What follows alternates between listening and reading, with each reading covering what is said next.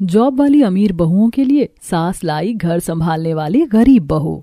सुबह सुबह का वक्त है, सब लोग अपनी तैयारी में लगे हुए हैं। सास सुबह 7 बजे उठती है और जल्दी से किचन में जाती है। वो देखती है कि रात के बर्तन ऐसे ही पड़े हुए हैं, बहू ने उसे अभी तक धोया नहीं है।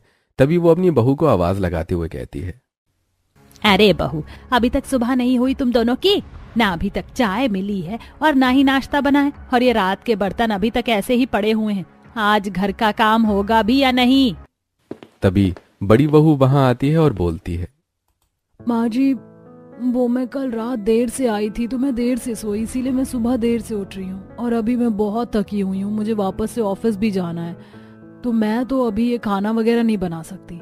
और आज तो बर्तन धोने की बारी नेहा की थी, नेहा ने अभी तक नहीं धोए बर्तन, तो इसमें मेरी कोई गलती नहीं है। तभी नेहा वहां किचन के पास खड़ी होती है और उन दोनों की बात सुनकर किचन के अंदर जाती है और बोलती है, तो क्या दीदी मैं फ्री बैठी रहती हूँ क्या? मुझे भी बहुत सारे काम होते हैं। सॉरी माँ जी, मैं बर्तन धोना भूल गई। वो मुझे भी बुटीक से कुछ ऑर्डर आए थे ना, तो मैं अपने काम में लगी हुई थी। मुझे अभी अर्जेंटली बुटीक जाना है, तो मैं तो अभी खाना नहीं बना सकती। वाह वाह वाह वाह, महारानिया, तुम लोगों के ही तो ऐश है। अपने काम से पल्ला झाड़ के चल दी तुम दोनों। यहाँ क्या काम करने का ठेका मैंने ले रखा है क्या? माँ जी, हम कमा भी तो आपके लिए ही रहे हैं ना। आपको ज्यादा परेशानी है तो आप काम वाली बाई रख लीजिए, वो कर देगी घर का सारा काम। अरे जाओ जाओ, तुम लोग अपने काम पर ध्यान दो, मुझे ज्ञान देने मत आओ बहू। मैं कर लूंगी सारा काम। काम वाली का क्या घर के सदस्य की तरह काम थोड़े ही करेगी। वो तो बस अपना काम निपटा के जैसे तैसे काम करके चली जाएगी। तुम लोग मुझे मत सिखाओ, अपना काम करो, समझी? अब ये तो आपकी प्रॉब्लम है। मैं जा रही हूँ, मुझे ऑफिस के लिए देर हो रही है। इतना बोलकर दोनों बहुएं वहां से चली जाती हैं और कमला देवी गुस्से से किचन का काम करने लगती हैं। वहीं दूसरी तरफ हम देखते हैं डाइनिंग टेबल पर ओम प्रकाश जी और उनके दोनों बेटे प्रशांत और आलोक उनके साथ ही बैठे हुए होते हैं और वो तीनों आपस में एक दूसरे को देखते हैं। लगता है आज भी हमें सुबह का नाश्ता नसीब नहीं होने वाला है। मुझे भी कुछ ऐसा ही लग रहा है पापा, आज का नाश्ता भी गया समझो। थोड़ी देर बाद कमला देवी ओम प्रकाश जी के पास आके बैठती हैं। मैं तो अब घर के काम कर करके थक गई हूँ। मुझसे अब ये सब काम नहीं होता, और इस घर की बहुएं अपने आगे इन्हें कुछ दिखता ही नहीं है। इन्हें तो बस खुद का काम और पैसा ही दिखाई देता है। अरे भाग्यवान, क्या हो गया? क्यों इतना गुस्सा कर रही हो? गुस्सा ना करूँ तो और क्या करूँ? इस घर का सारा काम तो मुझे ही करना पड़ता है। मैं क्या इस घर की नौकरानी हूँ? सुनिए जी, मुझे तो लगता है कि रवि की शादी भी अब जल्दी ही कर देनी चाहिए। अरे यहाँ अब शादी की बात कहाँ से आ गई? काम करने की बात से रवि की शादी का क्या कनेक्शन है? तो आप क्या चाहते हैं कि घर के सारे काम मैं ही करती रहूं क्या? मैं रवि की शादी करके इस घर में एक काम करने वाली बहू लाना चाहती हूँ। ऐसी लड़की आजकल मिलती कहाँ है? मिलेगी कैसे नहीं, मैं ढूंढ के ही रहूंगी। कमला देवी रवि के लिए गांव की गवार लड़की की तलाश में लग जाती हैं, जो बस घर के काम कर सके। कुछ दिन बाद उन्हें नजदीक के गांव की एक गैर गरीब लड़की के बारे में पता चलता है। कमला देवी उसे देखने उसके घर जाती हैं। आरती सादे कपड़े में कमरे में आती है और वो बहुत ही खूबसूरत लग रही होती है। बेटी, तुम्हारा नाम क्या है? जी, मेरा नाम आरती है। बहुत ही प्यारा नाम है बेटी। तुम्हें क्या क्या आता है? जी, से सारे काम आते हैं। सिलाई, कढ़ाई, बुनाई, ये सारे काम में निपुण है। अच्छा, इसे घर के सारे काम तो आते हैं ना? हाँ, इसे घर के सारे काम आते हैं। इसने 10वीं तक पढ़ाई की है। जी, ये तो बहुत अच्छी बात है। मुझे आपकी लड़की पसंद है। मैंने तय कर लिया है कि मैं इसे ही अपने घर की बहू बनाऊंगी। यह सुनकर आरती की माँ बहुत ही खुश होती है और वो बेटी की शादी के सपने सजाने लगती है और मन में सोचती है, मेरी बच्ची ने बहुत दुख देखे हैं। अब लगता है भगवान ने मेरी दुआएं सुन ली हैं। अब मेरी बच्ची का जीवन संवर जाएगा। माँ, आप क्या सोचने लगी? कुछ नहीं, बस मैं आज बहुत खुश हूँ। मेरी बच्ची अब बड़े से घर की बहू बनने जा रही है। मुझे तो विश्वास ही नहीं हो रहा। पर माँ, वो हमारे जैसी गरीब से अपने बेटे का रिश्ता क्यों करना चाहती हैं? ये भी तो सोचो। बेटी, ये सब तू मत सोच। मुझे अपने भोलेनाथ पर पूरा भरोसा है। वो जो करेंगे अच्छा ही करेंगे। धीरे धीरे शादी का समय भी नजदीक आ जाता है और बहुत ही सिंपल तरीके से शादी संपन्न हो जाती है। आरती घर में प्रवेश करने के लिए गाड़ी से उतरती है और घर को देखते ही चौंक जाती है और मन में सोचती है, बाप रे, इतना बड़ा घर!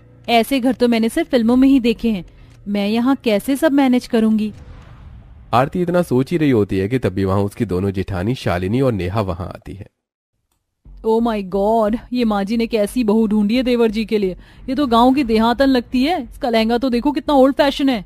अरे पागल, ये सब इसके सामने बोल के क्या फायदा है। माँ जी ने अपना दिमाग चलाया है और गंवार बहू उठा ले आई हैं। अब से हमारे बर्तन धोने की ड्यूटी खत्म। वाह, ये तो माँ जी ने बहुत ही अच्छा काम किया इस गंवार को बहू बनाकर। कमला देवी आरती की थाल लेकर वहां आती हैं और बहू का गृह प्रवेश करवाती हैं और बोलती हैं, बहू, अब से ये तेरा घर है, तुझे ही अब इस घर को संभालना है। मुझे तो पता है कि तू इस घर को अच्छे से संभाल लेगी। आरती यह सब सुनकर बहुत सोच में पड़ जाती है कि उसके साथ आगे क्या होने वाला है। ऐसे ही दिन बीत जाता है और दूसरे दिन सुबह 6 बजे नहाकर आरती किचन में जाती है तो उसकी सास वही चाय बनाने के लिए पानी उबाल रही होती है। वाह बहू, तू इतनी जल्दी उठ गई, ये तो बहुत अच्छी बात है। अब तो उठी गई है तो सबके लिए नाश्ता बना देना। तेरे ससुर जी और जेठ जी के लिए टोस्ट, दोनों बहुएं तो ओट्स खाएंगे और मेरे लिए थोड़ी सी खिचड़ी बना दे। मेरी तबीयत थोड़ी ठीक नहीं है तो मैं आराम करने जा रही हूँ। जी माँ जी, जब दीदी उठ जाएंगी तो सब काम जल्दी हो जाएगा, आप चिंता मत कीजिए। अरे वो दोनों कहाँ किचन में कदम रखती हैं, उन्हें तो अपने काम से ही फुर्सत नहीं मिलती। पर माँ जी, मैं ये सब अकेले। मेरी बच्ची, मुझे पता है कि तू ये सब कर लेगी। मैं एक गुणी बहू लेकर आई हूँ, तू मुझे निराश नहीं करेगी। जी माँ जी, मैं कर लूंगी। कमला देवी चाय बनाकर वहां से निकल जाती हैं और सारे काम का बोझ आरती पर डाल देती है। पर आरती कुछ नहीं बोलती है और चुपचाप सारे लोगों के लिए खाना बना देती है। शालिनी किचन में आती है और आरती से पूछती है, बन गया सारा नाश्ता? जल्दी करो, मुझे देर हो रही है ऑफिस के लिए। जी दीदी, सब कुछ बन गया है, बस नाश्ता लगने ही वाला है। ठीक है, नाश्ता टेबल पर ले आओ। इतना बोलकर शालिनी वहां से निकल जाती है और टेबल पर सभी लोग नाश्ते का इंतजार करते हैं। आरती सबको नाश्ता दे देती है। तभी टेबल पर शालिनी और नेहा बात कर रहे होते हैं। दीदी, ये माँ जी ने तो अच्छा नमूना फंसा लिया है। सारे काम ये कर लेगी, अब हमें कोई कुछ नहीं बोलेगा। बात तो तेरी सही है नेहा, पर ये माँ जी की भी दाद देनी पड़ेगी। आखिर जैसी नौकरानी चाहिए थी वैसी ढूंढ ही ली। दोनों आपस में बात करके आरती पर हंसने लगती हैं और धीरे धीरे आरती समझ जाती है कि उसे इस घर में बस काम करने के लिए लाया गया है, पर वो मजबूर थी। उसी दिन दोपहर में, बेटी आरती, जरा इधर आना बेटी। जी माँ जी, आपने बुलाया? हाँ बेटी, मेरे पास बैठ और मेरी बात ध्यान से सुन ले। रोज सुबह ऐसे ही तुझे उठ के 8 बजे तक सबके लिए खाना बना देना होगा। फिर किचन के सारे बर्तन भी तुझे ही करने हैं, वो 10 बजे तक हो जाने चाहिए। फिर 1 बजे तक तुझे खाना बना लेना होगा। फिर बाकी के सारे काम के लिए भी तो समय चाहिए। फिर दिन में सारी साफ सफाई करना भी तेरी जिम्मेदारी है। फिर 8 बजे तक रात का खाना भी बन जाना चाहिए, नहीं तो तेरे ससुर जी नाराज हो जाएंगे। आरती ये सब सुन के हैरान हो जाती है और बोलती है, माँ जी, ये सारे काम मैं अकेले कैसे करूँगी? देख बेटी, अब मेरी तो उम्र हो गई है, आज हूँ कल नहीं रहूंगी। मेरे बाद तो तुझे ही सब कुछ देखना है। मैं तो बस चाहती हूँ मेरे रहते तू सारी चीजें सीख ले बेटी। ये सब तुम्हारा ही तो है, मुझे पता है तुम सब कर लोगी। मुझे तुम पर पूरा भरोसा है। अब जाओ, जल्दी से खाने की तैयारी कर लो, नहीं तो देर हो जाएगी। ठीक है माँ जी। आरती किचन में खाना बनाने लगती है सबके लिए। वो समझ गई थी कि घर में वो बस नौकरानी बनने आई है, पर वो मजबूर थी। धीरे धीरे वक्त बीतता है, वो सब कुछ सीख जाती है। एक रात उसके ससुर काम से देर से लौटते हैं, तभी वो पानी का गिलास लेकर आती है। आज बहुत देर हो गई पापा जी, सब ठीक है ना? हाँ बेटा, सब ठीक है। आज काम ज्यादा था तो थोड़ी देर हो गई है, पर तू अब तक जागी क्यों है? सभी तो सो गए होंगे अभी तक। हाँ पापा जी, सभी सो गए हैं। मैं बस आपका ही इंतजार कर रही थी, काफी देर हो गई थी इसीलिए। अब तो सो जा बेटी, तुझे सुबह उठना भी तो है। पर पापा जी, खाना नहीं खाना क्या आपको? अरे नहीं बेटी, देर हो गई थी इसीलिए मैं खाकर ही आया हूँ। जी ठीक है पिताजी। आरती अपने कमरे में चली जाती है और सोचती है, काश मैं भी दुकान पर जा पाती। अगले दिन सुबह, आरती जरा सुनो, मेरे रूम में काफी कपड़े पड़े हुए हैं, मेरे पास इतना टाइम नहीं है वो सब ठीक करने का। तुम जरा मेरा कमरा साफ कर देना। थोड़ी देर बाद वहाँ शालिनी आती है और वो उसे कुछ कपड़े देती है धोने के लिए। आरती, ये कुछ कपड़े मेरे और आलोक के हैं, इसे प्लीज धो देना अच्छे से। महंगे कपड़े हैं तो संभाल के धोना, मेरे पास बिल्कुल भी टाइम नहीं है, तो प्लीज ये सब जल्दी कर देना। पर दीदी, नेहा दीदी ने भी पहले से। मेरे पास इतना टाइम नहीं है तुम्हारी बात सुनने का, काम करके बस रख देना प्लीज। आरती कुछ बोल नहीं पाती और उसे वो सारे काम करने पड़ते हैं, जिस वजह से उसे खाना बनाने में देर हो जाती है। तभी उसकी सास वहाँ पर आती है और बोलती है, बहू, तुमने अभी तक खाना नहीं बनाया? करती क्या है तू दिन भर? घर के थोड़े से काम भी तुझसे नहीं होते और तू अभी तक यहीं पर है। जल्दी जाके खाना बना। नहीं माँ जी, वो आरती दीदी और नेहा दीदी ने कपड़े दिए थे धोने के लिए, बस मैं वही कर रही हूँ। मैं वो सब कुछ नहीं जानती। तेरे ससुर जी को टाइम से खाना चाहिए होता है। तू यहाँ देर करेगी तो उन्हें खाना देने कौन जाएगा? माँ जी मैं खाना दे आऊंगी पापा जी को, आप चिंता ना करें। ठीक है, जो करना है जल्दी कर। ज्यादा देर करने की जरूरत नहीं है, और भी बहुत काम पड़े हैं घर में। जी माँ जी। आरती जल्दी जल्दी खाना बनाने लगती है और रूम में ज्यादा कपड़े होने की वजह से वो सबको अकेले समेट नहीं पाती। वो काम अधूरा रह जाता है। वो खाना पैक करके खुशी खुशी दुकान की तरफ चल पड़ती है। पापा जी ये लीजिए, मैं आपके लिए खाना लेकर आई हूँ।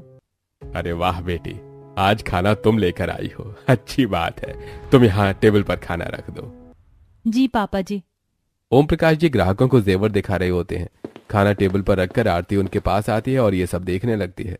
आरती खुद से ग्राहक को एक जेवर दिखाती है और बोलती है, आप ये हार देखिए, ये हार इन पर बहुत अच्छा लगेगा, आप ट्राई करके देखिए। ग्राहक वो हार ट्राई करते हैं और उन्हें वो हार बहुत पसंद आता है। अरे वाह भाई वाह, ये हार तो बहुत ही सुंदर है। आपकी परख तो बहुत अच्छी है, आप यही हार पैक कर दीजिए। जी जरूर।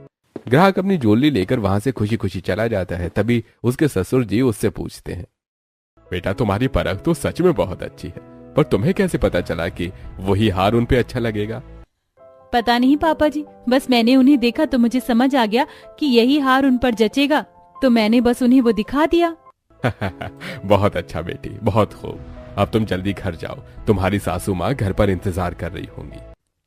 हाँ पिताजी, मुझे तो देर हो गई है, माँ जी मुझे डांटेंगी, मैं जाती हूँ।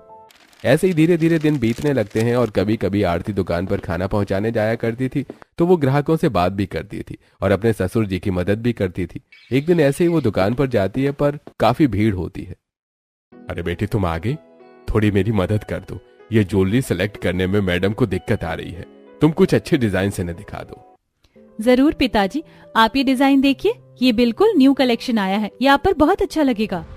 वाह, ये तो बहुत खूबसूरत है, मैं तो ऐसा पीस ही ढूंढ रही थी, मुझे तो ये बहुत पसंद है। ओम प्रकाश जी, मुझे तो यही पीस चाहिए। आप बहुत भाग्यशाली हैं ओम प्रकाश जी, जो आपको ऐसी बहू मिली है। आजकल ऐसी बहुएं कहाँ मिलती हैं। बिल्कुल सही कहा आपने, मैं खुश नसीब हूँ कि मुझे बहू के रूप में एक बेटी मिली है। सारे ग्राहक आरती के आने से बहुत खुश रहते थे। उन्हें आरती के दिए हुए डिजाइन्स बहुत पसंद आते थे। भीड़ होने की वजह से आरती घर देर से पहुंचती है और घर पे उसकी जेठानी गुस्से में उसका इंतजार कर रही होती है। जैसे ही आरती घर पहुंचती है, आ गई महारानी। आपको याद तो होगा ही ना महारानी जी कि आज मैंने आपको कपड़े समेटने का काम दिया था, वो आपसे हुआ क्यों नहीं? माफ कीजिएगा दीदी, मुझे पापा जी के लिए खाना बनाना था और खाना देने के लिए भी मुझे जाना पड़ा। वहाँ पापा जी ने रोक लिया, उस वजह से देर हो गई। मैं कल पक्का कर दूंगी। अरे छोड़ो, तुम जैसे छोटे लोगों से उम्मीद भी क्या की जा सकती है। तुम लोग पे तो भरोसा करना ही बेकार है। ये सब सुनकर आरती बहुत ज्यादा उदास हो जाती है। वो खुद को संभाल रही होती है कि इतने में ही उसकी सास भी आ जाती है और बोलने लगती है, क्यों री, तुझे इतनी देर कैसे हो गई? तुझे पता नहीं है क्या घर में बाकी काम भी होते हैं, वो कौन करेगा? और खाना क्यों नहीं बना अब तक? माफ कर दीजिएगा माँ जी, मैं अभी सब कर देती हूँ। इतना कहते ही वहां उसके ससुर जी आ जाते हैं और उनकी बातें सुन लेते हैं और कमला देवी से बोलते हैं, तुम सब ऐसे उस पर क्यों चिल्ला रहे हो? वो मेरी मदद ही तो कर रही थी, इसमें क्या हो गया? एक दिन तुम लोग काम नहीं संभाल सकते हो क्या? मदद और ये गवार आपकी क्या ही मदद करेगी जी। और इन छोटे लोगों के क्या भरोसा, कब क्या उठा ले पैसों के लालच में। सही कहा माँ जी, इन छोटे लोगों से और उम्मीद भी क्या की जा सकती है। आरती सब कुछ वहां खड़ी सुन रही होती है पर कुछ बोल नहीं पाती है। उसके ससुर उसकी तरफदारी करते हुए बोलते हैं, तुम सब कैसी औरतें हो? बेचारी कुछ नहीं बोल रही है तो तुम कुछ भी बोलती रहोगी? आज आरती की वजह से काफी अच्छी बिक्री हुई है। आज तक तुम लोगों ने तो मेरी मदद की नहीं, और अब जब आरती मेरी मदद भी कर रही है उसमें भी तुम सब उसे इतना सब सुना रही हो। ये शब्द सुनते ही सब हैरान हो जाते हैं और तभी नेहा बोलती है, पर ऐसा कैसे हो सकता है पापा जी, ये गवार आपकी क्या ही मदद कर पाएगी? ऐसा हुआ है बहू, तुम लोगों से तो बहस ही करना बेकार है। इतना कहकर ओम प्रकाश जी अपने कमरे में चले जाते हैं और आरती रोते हुए किचन की तरफ जाती है। और ये सब बातें सुनकर कमला देवी सोचती है, ये लड़की हमारी दुकान में कदम रखना चाहती है। अगर इसके भी पैर घर के बाहर निकले तो घर के सारे काम मुझे ही करने पड़ेंगे। इस लड़की का तो कुछ करना पड़ेगा। कुछ दिन बीत जाते हैं और घर के सारे काम खत्म करके आरती खाना पहुंचाने के बहाने फिर दुकान की तरफ जाने लगती है। तभी उसकी सास उसे रोकती है और उससे पूछती है, अरे बेटी, कहाँ जा रही हो डब्बा लेके? माँ जी, वो मैं पापा जी को खाना देने जा रही हूँ। ला बेटी, ये डब्बा मुझे दे दे, मैं ये डब्बा दे आती हूँ उनको। अभी रूम में काफी काम पड़ा है, जाले लग गए हैं, बहू तू उसे साफ कर दे। जी ठीक है माँ जी। आरती चुपचाप काम करने लग जाती है, पर उसका ध्यान बार बार दुकान की तरफ जाता था। एक दिन फिर से आरती ने दुकान जाने की कोशिश की, फिर उसे उसकी सास रोक लेती हैं। बेटी दुकान पे जा रही हो, डब्बा मैं ले जाऊंगी। देखो ना, ये इतने कपड़े पड़े हैं आयरन करने के लिए, तुम ये काम खत्म कर लो। जी ठीक है माँ जी। आरती समझ चुकी थी उसकी सास उसे दुकान जाने नहीं देगी, क्योंकि उसकी सास हर मुमकिन कोशिश करती है कि आरती दुकान न जा सके। पर आरती सब काम निपटा लेती है। फिर एक दिन, माँ जी मैंने सारे काम कर लिए हैं, मैं ये डब्बा देने जा रही हूँ पापा जी को। अरे बहू, अभी तो बहुत कपड़े और बर्तन पड़े होंगे ना, जा तू वो धो ले, मैं ये डब्बा पहुँचा दूंगी। माँ जी मैंने सारे कपड़े, बर्तन, जूते, जाले सब साफ कर दिया है, अब कोई काम नहीं बचा है। अब कमला देवी सोच में पड़ जाती है कि आरती को कैसे रोके। थोड़ी देर सोचने पर वो बोलती है, वाह बहू, ये तो बहुत अच्छी बात है। चल तो यहाँ आके मेरे पास बैठ जा, मेरे सर में काफी दर्द है, थोड़ी मालिश कर दे तो। पर माँ जी पापा जी का खाना। अच्छा ये मैं ड्राइवर को दे देती हूँ, वो पहुँचा देगा। ठीक है माँ जी। आरती मजबूर थी इसलिए कुछ बोल नहीं पाती है और चुपचाप अपनी सास के सिर पर मालिश करने लगती है। कुछ दिन बीत जाते हैं और उसकी सास उसके निकलने से पहले ही उसे कभी पैर मालिश करवाती थी या तो कोई और काम। एक दिन आरती के ससुर जी रात में लौटते हैं और आरती से पूछते हैं, बहू, काफी दिनों से तुम दुकान नहीं आई हो, क्या बात है? तुम्हारी तबीयत तो ठीक है ना? जी पापा जी, मैं बिल्कुल ठीक हूँ, बस घर के काम की वजह से मैं आ नहीं पाती। हाँ, मैं समझ सकता हूँ, ये लोग तुम्हें शांति से तो रहने नहीं देंगे। जब भी मौका मिले तुम आ सकती हो, सभी ग्राहक तुम्हारी बड़ी तारीफ करते हैं। ये सुनकर आरती बहुत खुश हो जाती है और उसकी खुशी उसके चेहरे पर साफ झलक रही होती है। वो अपने ससुर जी से बोलती है, जी पिताजी, मैं कोशिश करूंगी कि घर के काम खत्म करके मैं दुकान आ सकूं। ठीक है बेटी, जा अब तू भी आराम कर ले। इतना कह के ओम प्रकाश जी वहां से चले जाते हैं और रात का खाना खाकर सभी अपने कमरे में चले जाते हैं। एक दिन अचानक उसके ससुर जी दुकान से आते हैं और वो दुकान के बिल लेकर आए होते हैं। आरती पानी लेकर आती है। अरे बेटा आरती, अच्छा हुआ तुम आ गई। तुम दुकान पर आ नहीं रही थी तो मैं ये थोड़े बिल्स लेकर आया था दुकान से। क्या तुम इसे देख सकती हो? दुकान में वार्षिक ऑडिटिंग होने वाली है तो ये सब चीजें बहुत ही जरूरी है। क्या तुम ये कर लोगी? दुकान पर जाने से थोड़े बहुत काम आरती सीख जाती है और ये सुनकर आरती बहुत खुश होती है, पर उसकी जेठानियां उसका मजाक बनाने लगती हैं। पिताजी, इसने क्या आप पर कोई जादू टोना कर दिया है? इस गवार को कहाँ ही ये सब बिल्स वगैरह दे रहे हैं? इसके हाथ में तो बस बेलन और करची अच्छे लगेंगे, दुकान के बिल्स नहीं। इसे तो पढ़ना भी नहीं आता होगा। अरे वैसे शालिनी ठीक ही कह रही है पापा, आप इसे क्यों दे रहे हैं? मैंने सारी चीजें चेक कर ली हैं, कोई दिक्कत नहीं है, आप परेशान क्यों होते हैं? अरे तुम सबको कोई और काम नहीं है क्या? जब देखो तब बस बकवास में ही लगे रहते हो। मुझे पता है कि वो क्या कर सकती है और क्या नहीं, तो तुम सब अपना मुंह बंद रखो। बेटी आरती, तुम ये सब कर लोगी ना? और कुछ भी दिक्कत आए तो तुम मुझसे पूछ लेना। जी पिताजी, मैं कर लूंगी, आप चिंता ना करें। ये सब सुनकर उसके जेठ और जेठानियां बहुत घबरा जाते हैं और खाना खत्म करके वो सब एक कमरे में बातें कर रहे होते हैं। भैया, ये पापा ने बिल्स इस गवार को क्यों दिया है? अगर इसे कुछ पता चल गया तो? अरे तुम सब इतने परेशान क्यों हो रहे हो? मैंने काम इतनी सफाई से किया है कि हमें कोई नहीं पकड़ सकता है। बात तो आपकी सही है भैया, और इस गवार को कैसे ही कुछ पता चलेगा और इसकी बात पर भरोसा कौन करेगा? कुछ हुआ तो सारा इल्जाम उसी के सिर पर डाल देंगे। इतना कहते ही सभी जोर से हंसने लगते हैं। रात के समय सारा काम खत्म करके आरती अपने पति रवि की मदद से वो बिल्स देखने लगती है और सारे बिल्स को रजिस्टर से मैच करने लगती है। रवि जी, ये देखिए, यहाँ जेवर लिखे तो गए हैं पर इसका कोई बिल नहीं है इसमें। हो सकता है कि बिल पापा लाना ही भूल गए हों या वो दुकान पर रह गए हों। तुम एक बार पिताजी से पूछ लेना। सारे बिल्स तो ठीक से अरेंज किए हुए लेकर आए हैं पिताजी, बस बीच में से 2-3 हार के बिल्स ही गायब हैं।